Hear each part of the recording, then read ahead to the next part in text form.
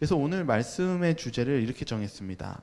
개혁이 필요한 치유입니다. 우리의 삶에서는요, 우리는 늘 언제나 이 질병과 고통을 가지고 살아갑니다. 아까도 인사 시간에 다들 어디 아프신 데 다 있으시죠? 라고 하니까 아주 다들 병들이 한두 가지씩은 다 가지고 계신 것 같습니다. 그래서 참 동지애를 많이 느끼는데, 여러분, 우리가 이렇게 질병이 있고 이 고통이 있었을 때 우리는 이것에 대해서 무엇하는 경향이 있냐면, 이제 질병이 좀 깊어지면 우울해집니다. 그리고 또 다른 그 다음 과정이 뭐냐면, 이제 신앙을 하면은 하나님을 원망하게 됩니다. 그러나 오늘 우리가 시련과 이 질병과 고통이 있었을 때, 저는 여러분들에게 이런 생각으로 우리가 나아가기를 원합니다. 이 시간이 또 다른 기회라는 사실을 우리가 다시 한번 시작하는 그런 시간이 되기를 간절히 소망합니다. 우리 먼저 시작하기 전에 우리 성경절 같이 읽고 시작하겠습니다. 요한 1서 2장 15절과 16절입니다. 세상에 있는 것들을 사랑하지 말라. 누구든지 세상을 사랑하면 아버지의 사랑이 그 안에 있지 아니하니, 이는 세상에 있는 모든 것이 육신의 정욕과 안목의 정욕과 이생의 자랑이니 다 아버지께로부터 온 것이 아니요 세상으로부터 온 것이니라. 오늘 이 성경절처럼요, 우리는요, 세상에요, 모든 이 질병에는요, 다 원인이 있다, 질병에는 많은 원인이 있다라고 얘기합니다. 근데 제가 이번 주에는 계속 뭐에 대해서 제일 많이 생각했냐면, 이 술이요. 이제 술을 너무 좋아하면은, 이게 처음에 괜찮은 줄 알았지만은 술 너무 먹으면 나중에 뭐가 일어나냐면 간경화가 되고, 간경화 심해지면 뭐가 되는 겁니까? 암이 되는 거예요. 그래서 실은 술을 먹지 말라 했을 때 술 마시는 분들은 어떻게 들릴까요? 어쩌다 이렇게 좋은 일이 있는데 라고 하면서, 저는 이런 말들이 약간 그렇게 강하게 들리지 않습니다. 근데 성경은 뭐라고 얘기하냐면, 세상에 있는 것들을 무엇하지 말래요? 사랑하지 말라. 누구든지 세상을 사랑하면 아버지의 사랑이 그 안에 있지 아니하나니. 우리가 있어서 우리가 병이 걸렸을 때 한번 알아봐야 되는 것은, 내가 지금 무엇을 사랑하고 있는지를 한번 점검해 볼 필요가 있습니다. 그리고 이 사단이 주는 것, 이 세상이 주는 것은 하나님께서 나온 것이 아니고 사단이 주는 것인데, 여러분, 사단이 여러분들에게 이 돈과 아주 명예와 뭐 이런 음식과 이런 술, 담배 다 줬을 때, 사단이 여러분들에게 정말 좋은 거 주려고 주는 걸까요? 결론을 한번 생각해 보시기 바랍니다. 제가 이번 주 계속 주는 어떤 생각이 들었냐면, 사단이 주는 것이 참 달콤하고 좋은 것 같은데 그 결론은 무엇입니까? 멸망입니다. 그냥 멸망입니다. 사단이 절대 여러분들에게 몸 건강해지라고 주지 않습니다. 사단이 주고 싶은 것은 여러분에 대한 피폐와 멸망입니다. 우리는 그런 사단의 유혹 속에서 우리는 어떻게 해야 될까요? 우리 야고보서 5장 11절에는 이렇게 기록되고 있습니다. 한번 같이 읽도록 하겠습니다. 주는 가장 자비하시고 긍휼히 여기시는 이시니라. 절제 117페이지는 이렇게 기록되고 있습니다. 좀 중요한 부분이기 때문에 같이 읽겠습니다. 그대들의 소원과 기쁨과 슬픔과 염려와 두려움을 하나님 앞에 내어놓으라. 다소라도 그것이 아무리 사소할지라도 그분이 주목하지 않으시는 것은 없다. 그것이 너무 암담하여 그분에게 보실 수 없는 것이 없으며, 아무리 어려운 문제라도 그분께서 푸시기에 너무 어려운 것은 없다. 저는 여러분들이 아픔과 질병과 지금 어떤 사업이나 어떤 어려움에 있다라면, 제가 제일 먼저 드리고 싶은 말은, 주님은 우리에게 가장 자비로우시고 우리를 불쌍히 여기시며 돕기를 원하시는 분이신 그분에게 가시기를 권고합니다. 왜 그렇습니까? 그분은 우리를 염려와 두려움을 가장 가까이에서 보시고, 그리고 그분께 나아갔을 때 못 푸는 문제가 없기 때문입니다. 여러분, 우리의 신앙 속에서 어려움과 그런 질병이 있었을 때 주님께 돌아가시기를 간곡히 부탁드립니다. 그런데요, 우리가 오늘 이 질병이 생기고 우리가 어려움이 생겼을 때 왜 그런 우리에게 시련과 어려움이 오는가 생각했었을 때, 우리는 이 야고보서에서 특별히 엘리야에 대한 이야기를 통해서 우리가 한번 그 말씀의 의미를 깨닫기를 원합니다. 먼저 성경절 야고보서 5장 15절과 20절입니다. 같이 읽겠습니다. 믿음의 기도는 병든 자를 구원하리니 주께서 그를 일으키시리라. 혹시 죄를 범하였을지라도 사하심을 받으리라. 그러므로 너희 죄를 서로 고백하며 병이 낫기를 위하여 서로 기도하라. 의인의 강구는 역사하는 힘이 큼이니라. 엘리야는 우리의 성정이 같은 사람이로되 그가 비가 오지 않기를 간절히 기도한즉 3년 6개월 동안 땅에 비가 오지 아니하고 다시 기도하니 하늘에 비를 주고 땅에 열매를 맺었느니라. 내 형제들아, 너희 중에 미혹되어 진리를 떠난 자가 누가 돌아서게 하면 너희가 알 것은 죄인을 미혹해 길을 돌아서게 하는 자가 그의 영혼을 사망에서 구원할 것이며 허다한 죄를 덮을 것임이라. 네, 이 성경절은요, 야고보서에서 무엇에 대해 얘기를 하냐면 질병에 대한, 병고침에 대한 얘기를 무엇과 연관시키냐면 엘리야의 이 가뭄에 대한 사건과 연관시킵니다. 엘리야가요, 이스라엘 백성들이 너무 악해서 하나님께 기도해요. 하나님, 이 우상 숭배하고 하나님을 떠난 이 백성을 위해서 하늘에 비 좀 내리지 말게 해주십시오. 그래서 3년 6개월 동안 비가 내리지 않습니다. 이 사건 여러분 잘 아시죠? 갈멜산에서 엘리야가 어떻게 합니까? 하나님께 기도해서 뭐가 내려요? 제단을 받으시고 그리고 나서 하늘에서 비가 내리는 사건입니다. 우리에게 있어서 질병이 왜 내리는 것일까요? 엘리야는 무엇에 대한 문제를 얘기하냐 하면은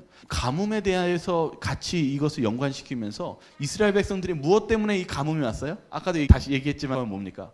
엘리야, 이 사람들이 무엇했어요? 우상 숭배하고 하나님에 대해서 멀어지니까 가뭄을 뭐 해달라고요? 가뭄을 내려주십시오. 이 말의 뜻은 우리가 어떤 질병이 내리고 어떤 어려움이 닥쳤을 때 이 엘리야가 무엇하는 계기를 삼아달라는 거예요? 우리 자신을 재점검하는 시간을 달라는 것입니다. 여러분, 우리가 신앙에서 어려움과 어떤 아픔과 고통이 왔을 때 하나님을 원망하거나 우리의 삶에 대해서 비관적인 삶을 사는 것이 아니라 우리의 삶을 한번 되짚어 봅시다. 우리의 신앙이 얼마나 하나님과 어떤 관계가 있는지를 재점검하는 그러한 시간이 되기를 간절히 바랍니다. 주님께 나아가는 것, 그리고 주님께 나아가면 어떠한 일들이 있을까요? 여기 마태복음 8장 14절에는 무슨 사건에 대해서 얘기하냐면 베드로의 장모의 열병에 대한 사건이 일어납니다. 8장 14절에 이렇게 기록하고 있습니다. 예수께서 베드로의 집에 들어가사 그의 장모가 열병으로 앉아 누운 것을 보시고 그의 손을 만지시니 열병이 떠나가고. 예수님이요, 베드로 집에 갔는데 이 장모가 열병으로 고생하고 막 끙끙 앓고 있는데 예수님이 어떻게 해주셨어요? 그의 아픔을 고쳐주셨어요. 그런데 이 고쳐주고 나서의 다음 사건을 좀 볼 필요가 있습니다. 열병이 떠나고 여인이 일어나서 예수께 수종 들더라. 그 다음 16절 한번 같이 읽어볼까요? 시작. 저물 맨 사람들이 귀신 들린 자를 많이 데리고 예수께 오거늘 예수께서 말씀으로 귀신들을 쫓아내시고 병든 자들을 다 고치시니 한 서기관이 나와 예수께 아뢰되 선생님이여 어디로 가드신지 저는 따르리이다. 무슨 일이 일어났어요? 열병을 고치니까 갑자기 이제 그 다음 사건이 무슨 사건입니까? 근심이 생겼어요? 누가 왔어요? 귀신 들린 자들만 온 게 아니라 귀신 들린 자, 병든 자들이 해가 저물도록 예수님께 몰려 들어온 곳입니다. 근데 예수님이 그들을 어떻게 해주셨어요? 한 사람은 난 얘는 어렵다 하고 이렇게 다음에 와라 이렇게 하셨어요? 아니, 우리가 첫 번째 알 것은요, 예수님은 우리의 모든 문제를 푸실 수 있는 그런 능력의 하나님이십니다. 그래서 우리가 지금 이 순간이 왔을 때, 어떤 어려움이 왔을 때 누구에게 가는 것이 필요하냐면 예수님께 가는 게 필요합니다. 그리고 특별하게 여기에서 가장 먼저 예수님께 다가간 사람들이 다 누구입니까? 환자예요. 병자예요. 왜? 제가 저도 많이 아파봤거든요. 학교 다닐 때 수술도 많이 해보니까 아프면 어떻습니까? 약해지고요. 아프면 어때요? 저는 이렇게 아프면은 이렇게 막 창문 밖에서 막 제 나이 또래 때가 막 지나가는 것만 봐도 뭐가 느껴지냐면 너무너무 부러워요. 막 뛰어놀고 막 이런 게요. 병자들은요, 예수님이 그 치유했다는 사건을 듣자마자 뭐가 느껴졌냐 하면 목마름이 느껴졌어요. 특별히 우리가 아프고 어려움에 당했을 땐 하나님을 찾는 것은 간절한 목마름 때문입니다. 여러분, 그런 간절한 목마름을 기회로 삼으시기 바랍니다. 그래서 예수님께 다가가는 그러한 때 예수님께서 그들을 영접하고 그들의 병을 고쳐주십니다. 그런데 문제는 여기에 있어요. 여기 보시면 또 다른 한 사람이 나타나요. 누구 보냐면 이 병자들을 예수님께서 다 고쳐주실 때 누가 나타나요? 한 서기관이 나와 예수를 아뢰되 선생님이 어디로 가시는지 저는 따르겠습니다. 전 예수님 제자 되겠습니다. 이게 누구였냐면 가룟 유다였습니다. 여러분, 이 하나님께 병자를 고치시고 우리가 치유를 받는 이 과정 속에서 누가 나타나면 가룟 유다와 많은 사람들이 나타납니다. 그러나 문제는 마지막 때 예수님께서 십자가에 달려 돌아가셨을 때 이 유대인들과 그런 사람들이 어떻게 했는지를 좀 볼 필요가 있습니다. 시대의 소망은 이렇게 얘기합니다. 예수께서 이적을 행하시고 죽은 자를 무덤에서 일으켰을 때에는 많은 사람이 서슴지 않고 그분을 주님이라고 불렀다. 그러나 그분이 십자가에 달려 죽어 가실 때에는 제11시에 구원함을 받은 회개한 강도 외에는 어느 한 사람도 예수님을 주님으로 인정하지 않았다. 우리는요, 하나님에 대해서 치유받기를 간절히 소망합니다. 그리고 우리가 병 낫기를 원합니다. 여러분들도 삶 속에서 어려움과 어떤 질병이 있었을 때 예수님으로부터 도움을 받은 여러 가지 사건들이 있을 것입니다. 간증이 있을 것입니다. 그러나 우리의 문제는 무언가 진행되다가 많은 듯한 우리의 신앙들의 미완성적인 모습들을, 그리고 예수님을 떠나가는 그러한 문제를 발생하게 된다는 사실입니다. 그게 문제가 어떤 문제일까요? 특별히 저는 이 엘리사의 사건을 보기 원합니다. 엘리사가 죽을 병에 걸려서 죽음을 당했을 때 마지막 그가 이스라엘 왕을 위해서 유언을 하는 장면이 있습니다. 우리 한번 이 성경절을 한번 같이 한번 읽어보겠습니다. 또 이르되 화살들을 집으소서. 곧 집음에 엘리사가 또 이스라엘 왕에게 이르되 땅을 치소서 하는지라. 이에 3번 치고 그친지라. 하나님의 사람이 노하여 이르되 왕이 대6번을 칠 것이니이다. 그러하였다면 왕이 아람을 진멸하기까지 쳤으리이다. 그런즉 이제는 왕이 아람을 3번만 치리이다 하니라. 엘리사가 죽으니 그를 장사하였고 해가 바뀜에 모압 도적대들이 그 땅을 온지라. 엘리사가요, 왕을 축복합니다. 왜냐하면 이방에 있는 아람 군대가 그들을 쳐들어오는 그런 위험함 속에 살고 있었기 때문입니다. 그럴 때 실은 엘리사가 그에게 무엇을 주냐면 화살을 집어보라고 하고, 그리고 땅을 치라고 합니다. 그런데 왕이 몇 번을 쳤어요? 땅을요? 3번이요. 그러니까 엘리사가 뭐라고 그랬어요? 화를 냈어요. 화를 내고 죽었어요. 제가 이 마음속에서 엘리사가 뭘 느꼈던 것 같냐면, 마음에 굉장히 그 이스라엘 사람들을 걱정하면서, 그러면서 변하지 않는 그런 통곡의 음성으로 하다가 운명한 것 같습니다. 이게 그의 말이 이겁니다. 하나님의 사람이 노하여 이르되 왕이 6번을 칠 것이니이다. 그리하였다면 왕이 아람을 진멸하기까지 쳤으리이다. 그러니까 만약에 하나님께서 순종하고 했다면 몇 번을 쳤어야 됐다고요? 6번을 쳤어야 되는데 왕은 몇 번을 쳤어요? 3번만 치리이다. 여러분, 하나님께서는요, 우리에게 있어서 변화와 어떤 개혁을 요구하셨을 때 몇 번 개혁하시기를 원하실까요? 이 질문입니다. 우리는요, 우리 신앙 속에서 하다가 많은 신앙을 할 때가 많이 있습니다. 이쯤 오면 잘했지, 이쯤 오면 만족하지. 아까 우리도 이 치유에 대해서 얘기했지만은, 많은 사람들이 예수님으로부터 치유를 받고 도움을 받았지만은 어느 순간인가 예수님이 십자가에 달리시면 다 도망갔습니다. 다 모른 척했고요. 우리가 있어서 하나님께서 우리를 치유하시는 데에는 분명한 어떤 목적이 있습니다. 그 목적을 우리는 알 필요가 있는 것입니다. 여기 이 토요타라는 기업이 있는데요. 토요타가 이 성공하는 기업에서 되게 유명한 말이 있어요. 5Whys라는 것입니다. 이게 뭐냐면요, 토요타는 문제가 생기면 최소한 5번은 왜라는 질문을 합니다. 그래서 실제 있었던 일들인데요, 이 토요타 공장에서 막 차를 만들고 있는데 무슨 일이 벌어졌냐면 자동차가 멈춰버렸어요, 공장이요. 그래서 이제 첫 번째 뭐 해야 돼요? 이제 5Whys 해야 되니까, Why? 왜 그래? 이라고 한 거예요. 왜 그래? 하고 찾아보니까 발전소가 정지되었던 거예요. 그런데 여기서 멈추면 이제 발전소를 바꾸면 되죠.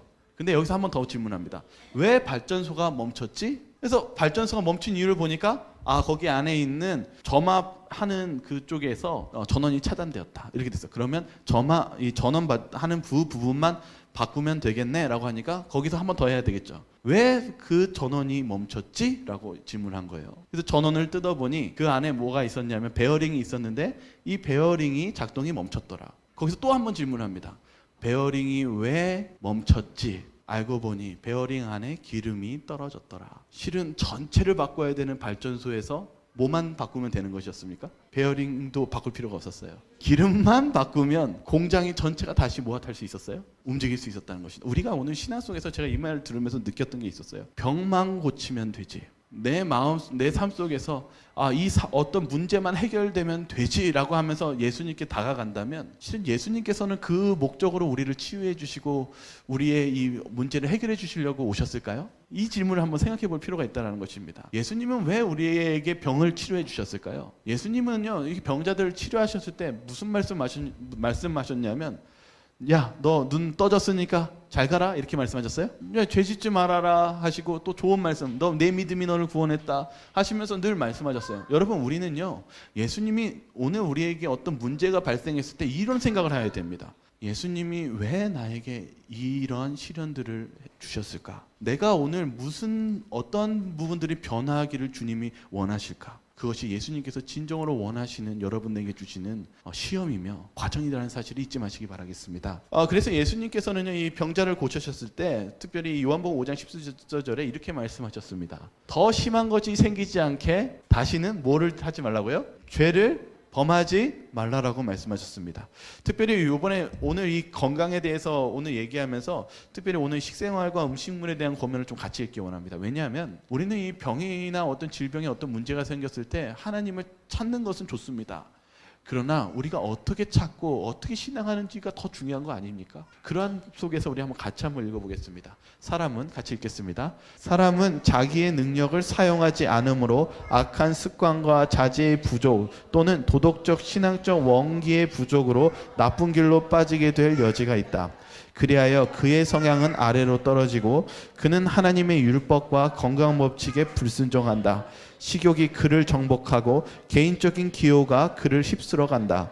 그런 사람은 악의 세력들을 대항하여 향상하도록 노력하기보다는 언제나 활동적이어서 자신을 퇴보시키는 악의 세력들에 빠져들기가 더 쉽다. 방탕, 질병, 죽임이 뒤따른다. 아무리 주님께 도와달라고 하면서도 우리가 잘못된 생활 방식이나 이런 죄된 습관을 가지고 산다면은 어떻게 될까요? 실은 이겁니다. 우리가 담배를 피고 술을 마시고 심지어는 마약을 했는데도 하나님께 제 병을 고쳐달라고 한들 그 병이 어떻게 나아질 수 있겠습니까? 오늘 이 질문을 이렇게 합니다. 왜 기도하는데 건강 회복이 안 되나요? 이렇게 적혀 있습니다. 그들이 건강법칙을 범하고 있는 동안에는 그렇게 하심으로 당신께서 영광을 받으실 수 없기 때문임을 보았다. 하나님께서는 저들 스스로 조심하지 않고 오히려 계속적으로 건강법칙을 범하며 질병을 막기 위하여 아무 노력도 하지 않는 사람들을 병에서 지켜주려고 이적을 행하지는 않으실 것이다. 여러분, 우리 신앙 속에서 내가 아무런 변화도 일으키지 않고 내가 아무런 시도도 하지 않은 채 하나님의 자비와 은혜를 요구한다면 그것은 너무나 우리 신앙 속에서 바르지 않는 신앙이라는 잊지 마시길 바랍니다. 우리의 신앙 속에서 우리가 개혁이 있지 않는 이상 어떻게 우리가 하나님께 도움을 요청할 수 있겠습니까? 우리의 삶 속에 그런 개혁을 저와 여러분들이 시작하시기를 간절히 소망합니다. 그 중에 대표적인 사람은 다니엘과 세 친구들이었습니다. 다니엘의 세 친구들이 오늘 교과 시간에도 어떤 사람들이었습니까? 아까 1장에서 무엇과 처음에 자기가 더럽히지 않겠다고 싸웠어요. 내 음식물이요. 어떻게 보면은 참 다니엘 유별나고 참 사소한 것 같은 걸 한다라고 하지만은 오늘 여기 이 식생활에 보낸 거면 이렇게 얘기합니다. 다니엘은 너무나 유별났다고 판정하며 그를 협소하고 고집통이라고 하는 사람들이 많다. 우리 같이 한번 읽겠습니다. 그들은 먹고 마시는 문제는 너무도 사소해서 세속적인 유익들을 희생시켜야 할 정도로 결정적인 입장을 요구하지 않는다고 생각한다. 그러나 개 사람들이 식욕에 방종한 동료들보다 현저한 우월성을 보였다. 이 시험의 결과로서 다니엘과 그 동료들은 그날의 임무를 위한 훈련 과정의 전 기간 동안 계속하여 단순한 식사를 하도록 허락받았다. 하나님의 역사전에 우리가 깨끗함을 필요하다. 아무것도 안 한다면 하나님도 아무것도 이룰 수가 없다. 예수님이요, 병자들을 고치실 때요, 항상 예수님은 이 병자들을 아무것도 안 시키지 않으셨어요. 눈먼 자에게 침을 뱉어가지고 그의 눈에 그 진흙, 침과 그 흙을 지니긴 눈을 딱 바르면서 무엇하라고 했어요? 실로암에 가서 씻으라고 얘기했습니다. 본래 이 성질 같으면 그 더러운 흙을 눈에 발랐으면 뭐 하고 싶습니까? 그냥 바로 걷어버리고 싶습니다. 근데 예수님은 항상 어떤 걸 요구하시냐면 병을 고치실 때 네 믿음이 있느냐? 그리고 믿음을 보여달라는 요구를 항상 하십니다. 그리고 플러스 무엇을 요구하시냐면 예수님의 말씀에 전적인 순종을 요구하십니다. 우리의 삶 속에서 오늘날 우리가 어떤 질병과 우리의 간절한 소망이 있다면 그것은 하나님의 요구하심을 순종하는 그런 순종과 함께 주님께 향한 그런 기도가 필요하다는 사실입니다. 오늘 이 말씀처럼 우리가 아무것도 안 한다면 하나님은 아무것도 이룰 수가 없다라는 이 사실을 우리 신앙 속에서 다시 한번 결심하는 시간이 되길 바라겠습니다.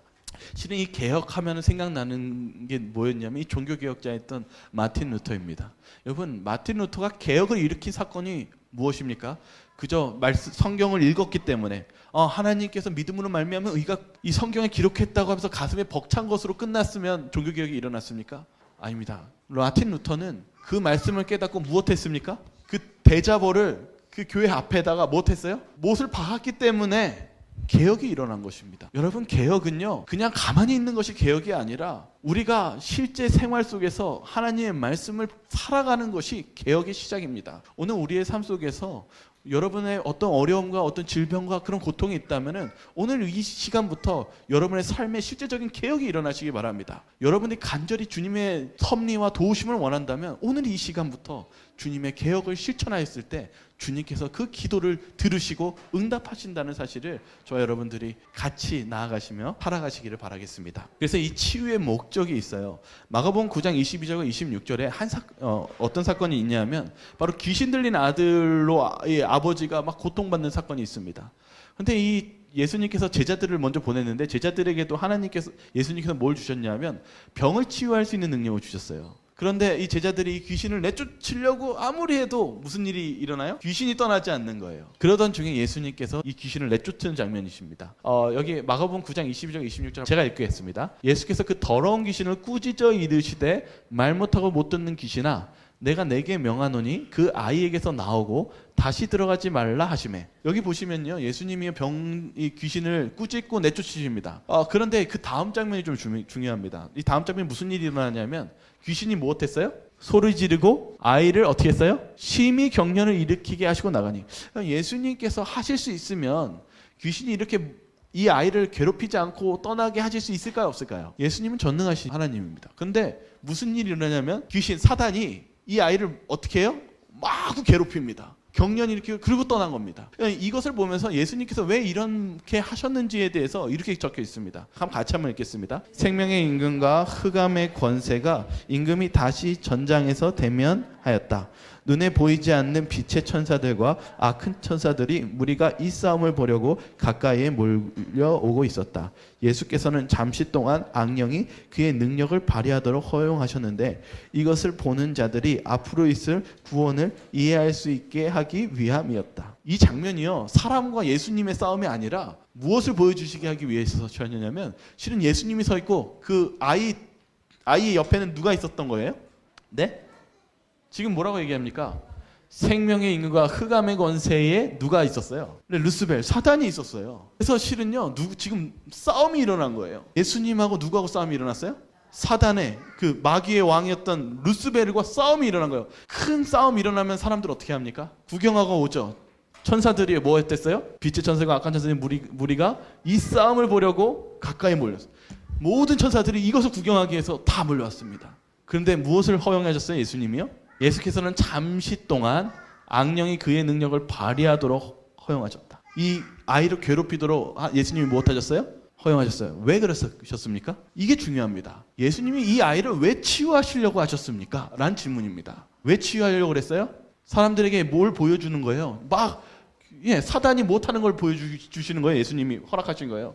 지금 이 아이가 누구의 지배로 막 공격당하고 있다는 걸 보여줬어요. 사단의 지배요. 사단의 지배를 받고 있는데 이 치료의 목적은 무엇이라는 것입니까? 이것을 보는 자들이 앞으로 있을 무엇을 이해시키려고요? 구원이요. 여러분들이 질병에 걸리고 어려움에 당하고 아픔이 있었을 때 예수님께 다가가시기 바랍니다. 왜냐하면 예수님의 이 시련과 역경의 목적은 모든 결론은 무엇의 목적에 있습니까? 구원의 목적에 있습니다. 여러분, 예수님은 여러분을 살리시기 원하십니다. 예수님은 여러분을 구원하시기를 원하는 목적으로 예수님은 여러분을 준비하고 계십니다. 그럴 때 무슨 일이 일어납니까? 그 예가 바로 나아만 장군의 이야기입니다. 나아만 장군이 무슨 병에 걸렸어요? 문둥병이 이렇게 막 몸이 다 해져가지고 이제 살이 찢어지고 썩고 막 이런 일들이 일어나기 시작합니다. 근데 나아만 장군이 이 치유를 받는데 실은 무슨 싸움이 일어납니까? 거기 지저분한 요단강 강에서 몇 번 씻으라고요? 7번 씻어요. 이 나아만 장군이 국방부 장관인데 자존심 상하고 막 혼란이 오는데 지금 뭐하고 싸우고 있어요? 순종할 것인가? 여러분, 순종할 것인가의 싸움이었고 또 하나의 싸움이 무엇이었어요? 이제 순종하고 비슷한 건데요. 자존심 싸움이었어요. 정말 기분 나쁜 거예요. 근데 결국은 이것을 어떻게 했어요? 이겨내고 나서 치유를 받았습니다. 7번 씻었을 때. 근데 나아만 장군의 치유의 목적은 무엇입니까?가 더 중요합니다. 우리는 여기서 치유받았더라 하면서 박수 치고 끝내는 것이 아니라 나아만 장군의 마지막의 결론이 무엇인지를 우리는 봐야 됩니다. 열왕기하 5장 15절에 있는 말씀입니다. 나아만이 모든 군대와 함께 하나님의 사람에게로 돌아와서 그의 앞에 서서 이르되 내가 이제 이스라엘 외에는 온 천하에 신이 없는 줄을 아나이다. 청하건대 당신의 종에게서 예물을 받으소서 하니. 치유의 목적이 뭘까요? 여러분들에게 시련과 어떤 역경이 오는 목적이 무엇일까요? 하나님 알게 하고 여러분들을 못하게 하기 위해서, 구원하기 위해서. 그러니 여러분 어떻게 해야 될까요? 막 아픔이 오고 역경이 오고 시련이 왔을 때 어떻게 하는 게 우리가 바른 길일까요? 짜증낼까요? 하나님은 원망할까요? 우리 자신을 한번 되돌아보는 시간이 필요합니다. 내가 무엇에서 잘못되었는가? 예수님께서 이 병자들을 치유하셨을 때 자꾸 뭘 얘기하냐면 이제 죄 짓지 좀 마라 이렇게 얘기해요. 그 죄가 뭐 이웃집의 죄고 여러분이 미워하는 사람의 죄입니까? 아니요. 여러분을 근본적으로 아프게 하는 사단의 방법, 세상이 이끄는 그 방법에서 나오게 하고 싶어하는 하나님의 그 구원의 목소리를 저와 여러분들이 들으시길 바라겠습니다. 거기에 예수님의 구원의 손이 내밀어질 것입니다. 그러나 치유에는요, 뭐가 하나가 빠져 있냐면 완성이라는 게 하나 빠져 있어요. 이번 주 설교 말씀을 하면서 뭐가 제일 느껴졌냐면 치유는요 여기서 끝나는 게 아니구나라는 게 이번 주에 배웠습니다. 근데 여러분 치유가 일어났었을 때요 10명의 문둥병자 이야기 있죠. 10명의 문둥병자 중에 몇 명이 돌아왔어요? 한 명이 뭐 했어요? 절했어요. 그거 왜 굳이 적어놨나 이런 생각 들지 않으십니까? 왜 10명 그거 뭐 감사했으면 예수님은 뭐 감사 안 해도 사랑하시나요? 안 사랑하시나요? 우리를 사랑하시죠. 그런데 성경은요 이 감사에 대한 거를 일부러 성경 안에 집어넣었어요. 근데 제가 이것보다 좀 다른 사건을 하나 더 보겠습니다. 혈류증 앓았던 12년 혈류증 앓았던 여인이에요. 이 혈류증 앓았던 여인이요 그의 마음속에 무엇이 간절히 있었습니까? 그가 뭐 하기를 원했어요? 전 재산을 탕진했어요. 자신이 막 어떤 유명하다 하면 자신의 재산을 뚝 떼서 주면서 결국 다 탕진해서 끝났는데 그가 예수님을 보면서 내가 뭐 하면 낫겠다? 예수님의 옷자락만 만져면 내가 뭐 살 수 있다? 낫겠다. 이 여인이 정말 뭐가 있는 사람입니까? 믿음이 있었고 순종이 있었고 이미 이 여인은 무엇을 알고 있었냐면 예수님께 치유하는 법을 알고 있었어요. 그래서 이 여인에게 중요한 것은요 이미 다 끝난 것 같아요. 어떻게 보면 배울 점들이 이미 이 여인이 다 깨달아서 굳이 이렇게 할 필요가 없는데 예수님이 어떻게 하시는지 좀 보겠습니다. 누가복음 8장 42절 44절입니다. 예수께서 가실 때 무리가 밀려들더라. 이에 12해를 혈류증을 앓는 중에 아무에게도 고침을 받지 못하던 여자가 예수의 뒤로 와서 그의 옷가에 손을 대니 혈류증이 즉시 그쳤더라. 예수께서 이르시되 내게 손을 댄 자가 있도다. 예수님이요 이 여인이요 옷 딱 만지고 싶었는데 사람이 아까도 얘기했지만은 한번 쫓아오면 예수님이 그 베드로 장모가 고쳤을 때 사람들이 어떻게 왔다고요? 몰려왔어요. 왜 몰려왔냐면 딱 두 가지입니다. 첫 번째 간절한 목마름이 있었고요. 두 번째 오늘 아니면 기회가 없다라는 생각 때문에 왔어요. 언제 그 병을 그분 만나서 고칠 수 있겠어요? 또다시. 그러니까 사람들이 어떻게 올까요? 죽기 살기로 무리가 돼서 오는 거예요. 근데 예수님이 이때 당시에도 사람들이 어땠어요? 여기 첫 번째 보시죠. 예수께서 가실 때 무리가 어떻게 왔대요? 그냥 온 게 아니라 어떻게 왔어요? 네, 사람 밀려서 오는 거 한번 보셨습니까? 제가 예전에 친구하고 한일 월드컵 때 그 친구가 아르바이트 한번 해보자고 그래가지고 시청에서 한번 해본 적이 있는데 사람이요 움직일 수가 없어요. 화장실도 못 갈 정도 밀리는 거. 근데 이 장면을 생각했을 때 그때 장면을 좀 한번 떠올려요. 정말 움직일 수 없을 조차 되면은 이 여인이 저기 가운데 한가운데 계신 예수님의 옷자락을 만질 수 있을까요? 없을까요? 네, 진짜 불가능합니다. 그건 절대 있을 수 없는 일입니다. 그래서 이 여인이 가고 싶어도 못 가는데 누가 찾아오십니까? 예수님. 여러분 그걸 기억하시면 좋습니다. 우리가 병이나 어떤 어려움 속에서 목이 마를 때 예수님은 그런 예수님을 찾는 자를 찾아오십니다. 그래서 우리가 어떤 삶 속에서 어떤 역경 속에서 주님을 간절히 바라는 마음 속에서 우리가 주님을 찾으면 예수님은 절대 여러분을 버리지 않습니다. 사마리아 여인처럼 이 혈류증 앓는 여인처럼 예수님이 일부러 찾아가십니다. 그리고 옷을 잡으면서 그 여인이 씻은 듯이 나와서 어떻게 하려고 했냐면 이제 떠나려고 하는데 예수님이 뭐라고 했냐면 잠깐 멈춰라. 아직 안 끝났다 하시는 거예요. 예수님은요 이것이 완성이라고 얘기하시지 않았습니다. 뭐라고 얘기했냐면 아니 아직 안 끝났어. 이래서 모든 사람들을 다 정지시킵니다. 이 가득한 무리들을 다 정지시킵니다. 그러면서 얘기합니다. 할 일이 있다. 한번 볼까요? 무슨 일을 시키나요? 누가복음 8장 47절에 이렇게 적혀 있어요. 한번 같이 읽겠습니다. 여자가 시작. 숨기지 못할 줄 알고 떨며 나와 엎드려 그를 손댄 이유와 곧 나은 것을 모든 사람 앞에서 말하니. 예수님이 뭐 시켰어요 지금요? 지금 이 여인에게 네 어떻게 치료받았고 어떻게 됐는지 이 사람들이 있는 앞에서 뭐 해라고 그랬어요? 말해. 이렇게 말했어요. 우리 이 설명을 치료봉사에서 좀 같이 읽겠습니다. 그 여자의 믿음을 설명 없이 지나쳐 버려서는 안 된다. 하나님께서는 그 여자가 감사한 마음으로 나타내는 신앙 고백으로 영광을 받으셔야 한다. 그분께서는 다만 절반쯤 축복한 채 그 여자를 보내기를 원치 않으셨다. 그 여자는 자기의 고통을 주님께서 알고 계셨다는 것과 그분께 나오는 모든 사람을 온전히 구원하시는 그분의 자비로운 사랑과 능력을 믿는 그의 믿음을 그분께서 인정하셨다는 사실을 깨닫지 못한 채 버려두어서는 안 될 것이었다. 여러분의 지금 상황 속에서 하나님께서 도우시는 은혜와 어떤 하나님의 그 섭리를 깨달으셨을 때 거기서 끝났다면 그건 끝이 아닙니다. 예수님이 뭐라고 말하셨냐면 축복을 못했대요. 절반쯤 축복한 채 그 여자를 보내시기를 원치 않으셨다. 우리의 축복은요, 치유받고 끝이 아닙니다. 예수님이 아까 그 치유의 목적이 뭐라고 그랬어요? 구원이라고 그랬어요. 그럼 예수님이 딱 이 여인에게 치유가 딱 가면서 뭐라고 얘기했냐면 아직 안 끝났어. 그러면서 예수님이 이 여자를 일으키시고 이렇게 얘기합니다. 간증해라고. 이 여인이 어떻게 아팠고 어떠한 믿음을 가졌고 어떻게 해서 예수님의 그 믿음 속에서 치유를 받았는지를 사람들에게 고백했습니다. 그때 예수님이 말했습니다. 네 믿음이 너를 구원했다. 우리의 신앙 속에서요, 왜 이 이야기를 하냐면요, 하나님이요 여러분에게 간절하게 이 질병과 어떤 고통 속에 있었을 때 하나님 반드시 여러분들을 도와주실 것입니다. 하나님께서 도와주시지만 문제는 여기 있지 않고 그 다음에 있습니다.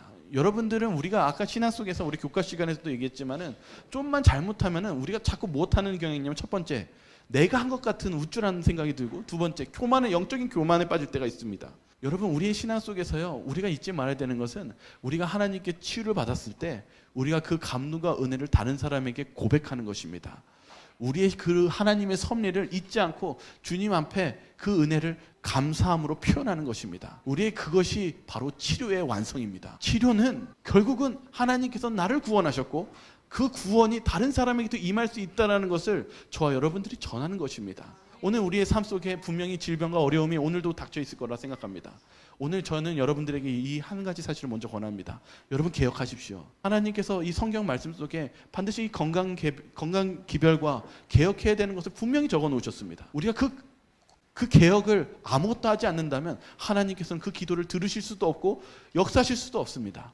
그러하므로 오늘 우리의 삶 속에 개혁이 먼저 일어나야 됩니다. 그리고 두 번째는, 하나님께서 여러분들을 도와주시고 치료해 주셨다면 반드시 하나님께 영광을 돌리시기 바랍니다. 그리고 그 감사를 표현하시기 바랍니다. 그것이 하나님께서 저와 여러분들에게 주시는 완전한 축복이심을 오늘 저희의 삶 속에서 간직하시길 바라며 오늘 말씀을 마치도록 하겠습니다. 아버지, 감사합니다.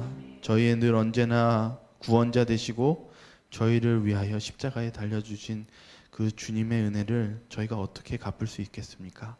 아버지, 저희의 삶 속에 늘 언제나 어려움과 사단의 유혹과 시련과 질병으로 우리가 고통당했을 때 저희가 이 삶을 원망하지 않고 다시금 저희의 신앙을 재점검하는 시간이 되게, 아버지, 이 시간에 저희의 마음을 역사하여 주시옵소서. 그리고 저희의 마음속에 다시금 개혁이 일어나서 주님의 말씀에 순종하여 이 질병과 그리고 이 어려움들을 극복하는 주님의 섭리를 다시금 바라볼 수 있는 그런 시작이 되게 도와주시옵소서. 아버지, 우리 주변에 얼마나 많은 아픈 영혼들이 있는 줄 압니다. 아버지, 아직도 그들이 주님을 알지 못하여 괴로워하고 있었을 때 저희들이 구원받은 아버지의 그 섭리를 다른 사람에게 감사함으로 전하고 기쁨을 나눌 수 있는 그러한 완전한 축복을 오늘 우리 이 송도교회 모두가 누리는 시간이 되기를 간절히 소망하오며 사랑과 은혜가 자비로우신 예수 그리스도 이름으로 기도드립니다.